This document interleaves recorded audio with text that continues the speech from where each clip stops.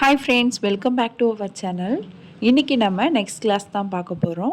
இன்றைக்கி நம்ம பார்க்க போகிறது லைன் ப்ராக்டிஸ். இப்போ நான் வந்துட்டு சின்ன மிஷின் தான் எடுத்து வச்சுருக்கேன். புதுசாக யாராச்சும் டைலரிங் கற்றுக்கணும் அப்படின்னு ஸ்டார்ட் பண்ணும்போது இந்த சின்ன மிஷின் தான் நிறைய பேர் வாங்குவாங்க. பிராண்டு அவங்க இஷ்டம். ஆனால் இந்த சின்ன மிஷின் தான் ஃபஸ்ட்டு வாங்குவாங்க.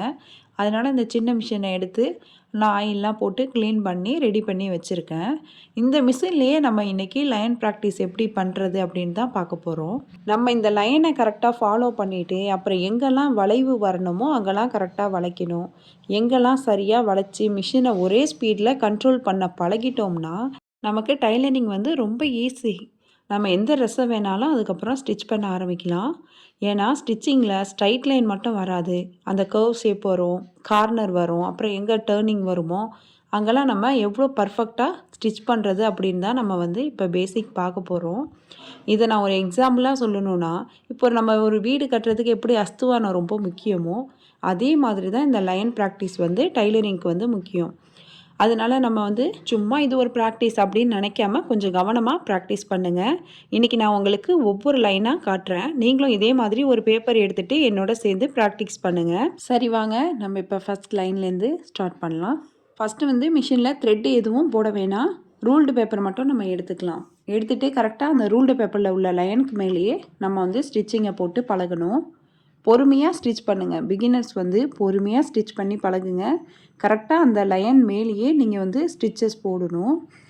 இதில் நம்ம த்ரெட்டு வச்சு ஸ்டிச் பண்ணலை, வெறும் நீடில் வச்சு மட்டும்தான் நம்ம ஸ்டிச் பண்ணுறோம். கரெக்டாக அந்த லைனில் வந்திருக்கான்னு எப்படி செக் பண்ணுறது அப்படின்னு பார்க்கலாம். நம்ம த்ரெட்டு போட்டு ஸ்டிச் பண்ணாததுனால அந்த நீடில் அந்த ஹோலாக இருக்கும். இதை வச்சு தான் நம்ம கண்டுபிடிக்கணும் ஸ்டிச்சஸ் ஸ்ட்ரைட்டாக வந்திருக்கான்னு. இந்த மாதிரி தான் நமக்கு லைனாக வந்திருக்கணும். கோனெல்லாம் போயிட்டு வராமல் கரெக்டாக அந்த லைன்லேயே வரணும். உங்களுக்கு எவ்வளோ ஸ்லோவாக வருதோ அவ்வளோ ஸ்லோவாக நீங்கள் ஸ்டிச் பண்ணலாம். மிஷின் கரெக்டாக நம்ம கண்ட்ரோலில் இருக்கணும். நம்ம ஸ்டார்டிங்கில் ஸ்லோவாக தான் ஸ்டிச் பண்ணணும். அதுக்கப்புறம் நமக்கு நல்ல லைன்லாம் வந்துருச்சு, மிஷின் நம்ம கண்ட்ரோலுக்கு வந்துருச்சுன்னா நம்ம கொஞ்சம் கொஞ்சமாக ஸ்பீடை ஏற்றி ஸ்டிச் பண்ணலாம். இப்போது நம்ம பார்க்கும்போது இந்த மாதிரி ஹோலாக இருக்குல்ல பேக் சைடில், இதை வச்சு தான் நம்ம கண்டுபிடிக்கணும் லைன் நல்லா ஸ்ட்ரைட்டாக வந்திருக்கா அப்படின்னு. இந்த ஸ்ட்ரைட் லைன் உங்களுக்கு கரெக்டாக வந்துருச்சு அப்படின்னா நம்ம நெக்ஸ்ட் ஸ்டெப்புக்கு போகலாம். நெக்ஸ்ட்டு நம்ம ஒரு 5 ஸ்டெப் லைன் தான் பார்க்க போகிறோம். ஃபஸ்ட்டு ஜிக்ஸாக் லைனு, அதுக்கப்புறம் ஸ்கொயர் லைன், இதை ஸ்டெப் லைனும் சொல்லலாம். நெக்ஸ்ட்டு வேவ் லைன் பார்க்க போகிறோம். அதுக்கப்புறம் லூப் லைனு, அதுக்கப்புறம் கர்வ்டு யூ லைன் பார்க்க போகிறோம். இதெல்லாம் நம்ம ப்ராக்டிஸ் பண்ண தான் நமக்கு ஸ்டிச்சிங் ரொம்ப ஈஸியாக இருக்கும். இந்த பேப்பர்லேயே நம்ம இதை ப்ராக்டிஸ் பண்ணிட்டோம்னா அதுக்கப்புறம் துணியில் ஸ்டிச் பண்ணுறது நமக்கு ரொம்ப ஈஸியாக இருக்கும். நம்ம பேப்பரில் ப்ராக்டிஸ் பண்ணும்போது எத்தனை பேப்பர் வேண்டாலும் யூஸ் பண்ணலாம். ஆனால் துணியில் ப்ராக்டிஸ் பண்ணும்போது நிறைய துணி வேஸ்ட் ஆகும். அதனால தான் ஃபஸ்ட்டு பேப்பரில் நீங்கள் ப்ராக்டிஸ் பண்ணுங்கள் அப்படின்னு சொல்கிறது. இப்போ ஃபஸ்ட்டு ஜிக்ஸாக் லைன் எப்படி போடுறது அப்படின்னு நம்ம பார்க்கலாம். இதில் உள்ள இந்த 5 லைனுமே நீங்கள் நல்லா ப்ராக்டிஸ் பண்ணிட்டீங்கன்னா உங்களுக்கு ஸ்டிச்சிங் ரொம்ப ஈஸியாக இருக்கும். ஃபஸ்ட்டு பேக் சைடில் அந்த ஃபூட்டை நம்ம இந்த மாதிரி தூக்கி விட்டுறணும். தூக்கி விட்டுட்டு இந்த மாதிரி ஃபூட்டு கீழே கரெக்டாக அந்த லைனை வச்சிடணும். இது வரைக்கும் தையல் போட்டுட்டு அந்த கார்னர் வரப்போ நம்ம நீடில் இறக்கணும். அந்த வீலை சுற்றி விட்டு நீடில் இறக்கிட்டு இந்த மாதிரி ஃபூட்டை தூக்கி விட்டுட்டு தான் நெக்ஸ்ட் லைன் போடணும். திரும்ப கார்னர் வருதா, இங்கேயும் நீடில் இறக்கிட்டு இந்த மாதிரி ஃபூட்டை தூக்கி விட்டுடணும். அதுக்கப்புறம் இன்னொரு பக்கம் திருப்பி விட்டுட்டு அங்கே இந்த ஸ்ட்ரைட் லைன். இப்போது திரும்ப கார்னர் வரும். எங்கெல்லாம் கார்னர் வருதோ அங்கெல்லாம் நீடில் இறக்கிட்டு அதுக்கப்புறம் ஃபூட்டை தூக்கி விட்டுட்டு தான் நம்ம இன்னொரு பக்கம் ஸ்டிச் பண்ணணும். அப்போ தான் அந்த கார்னர் நமக்கு மாறாமல் இருக்கும். இந்த ஸ்டெப் நமக்கு ரொம்ப முக்கியம். ஏன்னா நம்ம பானைக்கெலாம் ஸ்டிச் பண்ணுறதுக்கு இது ரொம்ப யூஸ்ஃபுல்லாக இருக்கும். நமக்கு கார்னர் தான் ரொம்ப முக்கியம். கார்னர் எந்த அளவுக்கு ஃபினிஷிங்காக ஸ்டிச் பண்ணுறோமோ அப்போ தான் ட்ரெஸ்ஸு நல்லாயிருக்கும். இப்போ இதை நம்ம பேக் சைடாக திருப்பி பார்க்கலாம். திருப்பி பார்க்கும்போது அந்த கார்னர்லாம் நமக்கு கரெக்டாக வந்திருக்கணும். இந்த மாதிரியே ஸ்டிச் பண்ணணும். நான் இப்போ தான் இந்த சின்ன மிஷினை ரெடி பண்ணேன், அதனால் அந்த ஆயில் லைட்டாக இருக்குது. நீங்கள் ஸ்டிச் பண்ணும்போது கரெக்டாக இருக்கும்.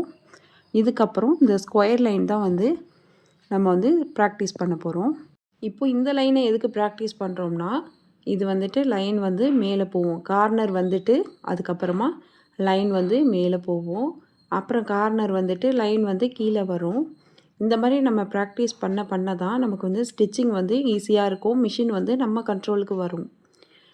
நம்ம முக்கியமாக பார்க்குறது கார்னர் வந்து நமக்கு கரெக்டாக வரணும். கார்னரில் நம்ம கம்பல்சரி நீடில் கீழே இறக்கி விடணும். கீழே இறக்கி விடலைன்னா கண்டிப்பாக நவுந்துரும். கார்னரில் நீடில் இறக்கி விட்டு ஃபூட்டை வந்து தூக்கி விட்டுட்டு தான் நம்ம வந்து இந்த மாதிரி திருப்பிக்கணும். நான் எதுக்கு இந்த சின்ன மிஷினில் காமிக்கிறேன்னா, இந்த மிஷின் தான் அதிகமாக பிகினர்ஸ் வச்சுருப்பாங்க. ஃபூட் வந்து இந்த மாதிரி பேக் சைடில் இருக்கும். இந்த நாபை தூக்கி விட்டால் தான் ஃபூட் வந்து மேலே தூக்கிக்கும். இதே பெரிய மிஷினாக இருந்துச்சுன்னா அதில் வேறு மெத்தட் இருக்கும். அதனால தான் நான் இந்த மிஷினில் வச்சு உங்களுக்கு வந்து காமிக்கிறேன். கரெக்டாக கார்னர் வரப்போ நீடில் இறக்கிட்டு இன்னொரு பக்கமும் ஸ்டிச்சஸ் போட்டுட்டு இப்போது ஸ்ட்ரைட்டாக வந்து வெளியில் வந்துட வேண்டியது தான். இது வந்து நீங்கள் அடிக்கடி ப்ராக்டிஸ் பண்ணணும். ஃபஸ்ட்டு ஜிக்ஸாக்கை நல்லா ப்ராக்டிஸ் பண்ணதுக்கப்புறமா இந்த ஸ்கொயர் லைன் இதை வந்து ப்ராக்டிஸ் பண்ணலாம். இப்போ பேக் சைடு திருப்பி பார்க்கும்போது நம்ம வந்து இந்த மாதிரி கரெக்டாக கார்னர்லாம் கரெக்டாக இருக்கணும், லைன்லாம் நேராக இருக்கணும். இந்த மாதிரி நீங்கள் வந்து ஒரு தடவை தான் போடணுன்னு இல்லை. உங்களுக்கு வந்து தப்பாக வந்தாலும் அடுத்தடுத்து நீங்கள் வந்து ப்ராக்டிஸ் பண்ணிவிட்டு உங்களுக்கு எப்போ நேராக வருதோ அதுக்கப்புறமா அடுத்த ஸ்டெப்பு இந்த வேவ் லைனை ப்ராக்டிஸ் பண்ணலாம். வேவ் லைன் ப்ராக்டிஸ் பண்ணும்போது ரொம்ப ஸ்லோவாக தான் ஸ்டிச் பண்ணணும். நம்ம வந்து கரெக்டாக அதுக்கு ஏற்ற மாதிரி நம்ம பேப்பரை தான் நவுற்றணும். ஸ்லோவாக ஸ்டிச் பண்ணால் தான் அந்த வளைவு வந்து நமக்கு கரெக்டாக வரும். இப்போ பாருங்கள், வேவ் லைன் வந்து நம்ம ஸ்டிச் பண்ணியிருக்கோம். இந்த மாதிரி ஒவ்வொரு டைமும் பேக் சைடில் எடுத்து பார்க்கும்போது அந்த நீடிலோட ஹோல் வந்து நமக்கு தெரியும். இதுக்கப்புறமா லூப் லைன். இந்த லூப் லைனும் ரொம்ப ஸ்லோவாக ப்ராக்டிஸ் பண்ணணும். இது வந்து நமக்கு கை கண்ட்ரோல் தேவைப்படும். ஃபஸ்ட்டு வந்து மெதுவாக ப்ராக்டிஸ் பண்ணணும். அப்புறம் நம்ம பழகிட்டோம்னா ரொம்ப ஈஸியாக இருக்கும். இதெல்லாம் பொறுமையாக 1 பை 1 ஃபஸ்ட்டு வந்து அந்த ஜிக்ஸாக் வந்து ப்ராக்டிஸ் பண்ணி அது உங்களுக்கு நல்லா வந்ததுக்கப்புறமா அந்த ஸ்கொயர் லைனை ப்ராக்டிஸ் பண்ணணும். அது நல்லா வந்ததுக்கப்புறமா வேவ் லைன். இதெல்லாம் உங்களுக்கு நல்லா வந்துட்டாலே ஆட்டோமேட்டிக்காக இந்த லைன் லூப் லைன்லாம் இன்ட்ரெஸ்ட்டாக இருக்கும்.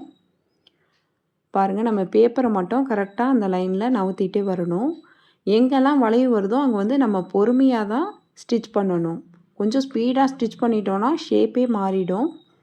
நல்லா கற்றுக்கிட்ட அப்புறமும் எங்கெல்லாம் வளைவு வருதோ அங்கே கொஞ்சம் பொறுமையாக தான் நம்ம ஸ்டிச் பண்ணணும். ஸ்ட்ரைட் லைன் ஸ்டிச் பண்ணுற மாதிரி ஸ்பீடாக நம்ம ஸ்டிச் பண்ணிடக்கூடாது. இந்த மாதிரி கொஞ்சம் கொஞ்சமாக இந்த மாதிரி பேப்பரை நவுற்றணும். எங்கெல்லாம் நமக்கு வந்து கஷ்டமாக இருக்கும் அந்த இடத்துக்கிட்ட வந்து இந்த மாதிரி ஃபூட்டை தூக்கி விட்டுட்டு திருப்பிட்டு நம்ம ஸ்டிச் பண்ணிக்கலாம்.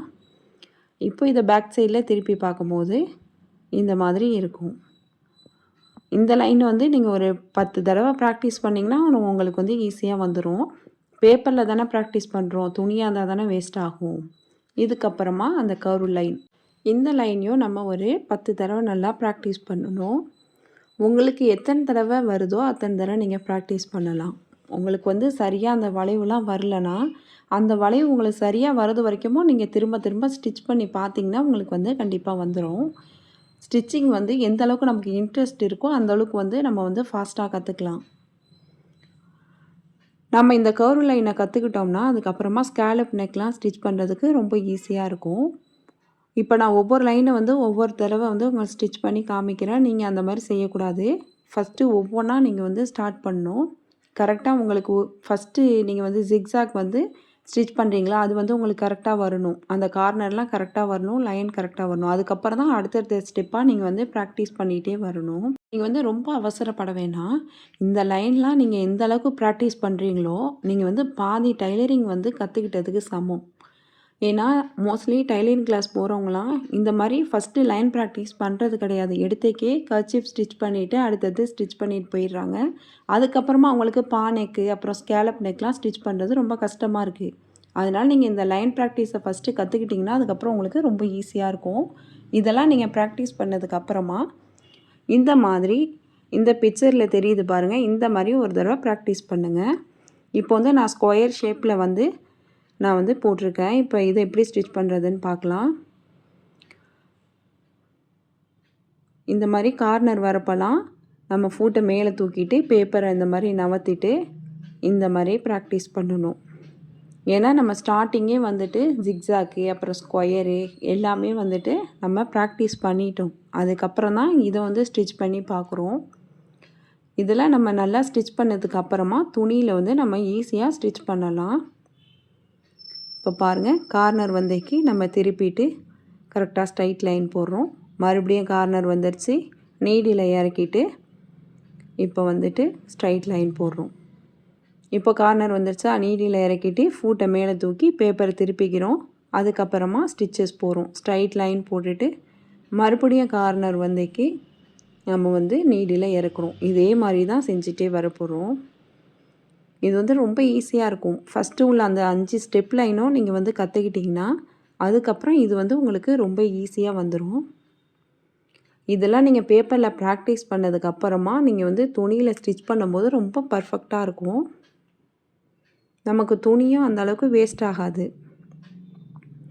இப்போ வந்து ஸ்கொயர் வந்து நம்ம முடிச்சாச்சு. இதுக்கப்புறம் பேக் சைடில் வந்து திருப்பி பார்க்கலாம். இந்த மாதிரி நமக்கு பர்ஃபெக்டாக வரணும். இந்த மாதிரி வந்ததுக்கப்புறம் தான் அடுத்த ஸ்டெப் அந்த ட்ரையாங்கிளுக்கு நம்ம போகணும். இதில் லைன் கரெக்டாக வரல, கொஞ்சம் கோணலாக ஆயிடுச்சுன்னா மறுபடியும் அதே அந்த ஸ்கொயர் ஷேப்பே போட்டு நீங்கள் வந்து ப்ராக்டிஸ் பண்ணுங்கள். உங்களுக்கு வந்து அந்தளவுக்கு பர்ஃபெக்டாக வந்ததுக்கப்புறம் தான் நீங்கள் அடுத்த ஸ்டெப்புக்கு போகணும். இதுக்கப்புறமா இந்த ட்ரையாங்கிள் ஒன்றும் இல்லை, நம்ம வந்து ஜிக்ஸாக்லேயே ப்ராக்டிஸ் பண்ணியிருப்போம். அது நமக்கு கரெக்டாக வந்துட்டாலே இந்த ட்ரையாங்கிள் கரெக்டாக வந்துடும். முக்கியமாக நம்ம அந்த கார்னரை தான் நல்லா ப்ராக்டிஸ் பண்ணணும். கார்னரில் எந்த அளவுக்கு நம்ம நீடியில் கீழே இறக்கிட்டு ஃபூட்டை தூக்கிட்டு பேப்பரை நவர்த்தி விட்டு ஃபூட்டை கீழே போடுறோமோ அதுதான் நமக்கு கரெக்டாக வரணும், நம்ம கண்ட்ரோலுக்கு வரணும். அதை நம்ம கரெக்டாக நம்ம ஸ்டிச் பண்ணிட்டாலே எந்த டிசைனாக இருந்தாலும் நம்ம வந்து ஸ்டிச் பண்ணிடலாம். இப்போ வந்து ட்ரையாங்கிளும் ஸ்டிச் பண்ணியாச்சு. இதுக்கப்புறம் பேக் சைடில் பார்க்கும்போது இப்போ வந்து இது கரெக்டாக இருக்குது. இந்த மாதிரி உங்களுக்கு லைன் கரெக்டாக வந்ததுக்கப்புறம் தான் ரவுண்டுக்கு போகணும். இந்த சர்க்கிள் மட்டும்தான் ஸ்டார்டிங்கில் வந்து நமக்கு கொஞ்சம் கஷ்டமாக இருக்கும். சர்க்கிள் ஸ்டிச் பண்ணும்போது நம்ம ரொம்ப ஸ்லோவாக ஸ்டிச் பண்ணணும். இப்போ ட்ரையாங்கிள் ஸ்கொயர் எப்படி ஸ்டிச் பண்ணமோ அதை விட ஸ்லோவாக கொஞ்சம் கொஞ்சமாக பேப்பரை நவர்த்தணும். நம்ம கொஞ்சம் ஸ்பீடாக ஸ்டிச் பண்ணிட்டோன்னா கூட அந்த ஷேப்பே வந்து நமக்கு மாறிடும். இந்த மாதிரி கொஞ்சம் கொஞ்சமாக அந்த பேப்பரை எப்படி நம்ம கையை நவர்த்திட்டே வரணும். கொஞ்சம் நவர்த்தாமல் விட்டால் கூட அந்த ஷேப் வந்து மாறிடும். நீங்கள் கொஞ்சம் சின்ன பேப்பராக வச்சுருந்தீங்கன்னா உங்களுக்கு இன்னும் ஈஸியாக இருக்கும். எனக்கு கொஞ்சம் பெரிய பேப்பராக இருக்கிறதுனால நான் மடக்கி மடக்கி ஸ்டிச் பண்ண வேண்டியதாக இருக்குது. இந்த மாதிரி நல்லா ப்ராக்டிஸ் பண்ணிவிடுங்க. இன்றைக்கி நம்ம பார்த்த இந்த லைன் ப்ராக்டிஸை நீங்கள் நல்லா ப்ராக்டிஸ் பண்ணணும். இதுக்கு ஒரு வாரம் முழுசாக ப்ராக்டிஸ் பண்ணி தான் ஆகணும் அப்படின்னு அவசியம் கிடையாது. ஒவ்வொருத்தவங்களுக்கு ப்ராக்டிஸ் பண்ணுற ஸ்பீடு வந்து வேறு வேறு மாதிரி இருக்கும். சில பேருக்கு ஒரு வாரமும் ஆகலாம், சில பேருக்கு 3 நாள் கூட ஆகலாம். இன்னும் சில பேருக்கு 2 நாளில் கூட கை வந்து நல்லா பழகிடும். உங்களுக்கு இந்த லைனில் கார்னர் எங்கே வரணுமோ அங்கே சரியாக வரணும், கர்வ் எங்கே வருதோ அங்கே வந்து ஸ்மூத்தாக கொண்டு வர முடியுதா, மிஷினை வந்து நல்லா கண்ட்ரோல் பண்ண முடியுதா அப்படின்னு உங்களுக்கே ஒரு கான்ஃபிடென்ஸ் வந்துருச்சுன்னா அதுக்கப்புறம் பேப்பர் ப்ராக்டிஸை நம்ம ஸ்டாப் பண்ணிவிட்டு ஒரு சின்ன துணியை எடுத்துகிட்டு அதை மிஷினில் வச்சு எப்படி லைன் ப்ராக்டிஸ் பண்ணுறது அப்படின்னு பார்க்கலாம். பேப்பரில் ப்ராக்டிஸ் பண்ணுறதுக்கும் துணியில் ப்ராக்டிஸ் பண்ணுறதுக்கும் கொஞ்சம் டிஃப்ரென்ஸ் இருக்கும் தான். நெக்ஸ்ட் ஸ்டெப்பில் அதை எப்படி ஸ்டிச் பண்ணுறதுன்னு பார்க்கலாம். இப்போதைக்கு த்ரெட் இல்லாமல் இந்த லைன்ஸ் எல்லாம் நம்ம எப்படி ப்ராக்டிஸ் பண்ணணும் அப்படின்னு பார்த்தாச்சு. நெக்ஸ்ட் கிளாஸில் இதே லைனை எப்படி த்ரெட்டு போட்டு மிஷினில் ப்ராக்டிஸ் பண்ணணும் அப்படின்னு பார்க்கலாம். இந்த வீடியோ உங்களுக்கு பிடிச்சிருந்துச்சுன்னா லைக் பண்ணுங்கள், ஷேர் பண்ணுங்கள், கமெண்ட் பண்ணுங்கள். மறக்காமல் சிவி சாய்ரா சேனலை சப்ஸ்கிரைப் பண்ணிவிட்டு பக்கத்தில் உள்ள பெல் ஐக்கனை கிளிக் பண்ணிவிடுங்க. இந்த வீடியோ உங்களுக்கு யூஸ்ஃபுல்லாக இருந்துச்சுன்னா மறக்காமல் ஹைப் பண்ணிவிடுங்க. தேங்க்ஸ் ஃபார் வாட்சிங்.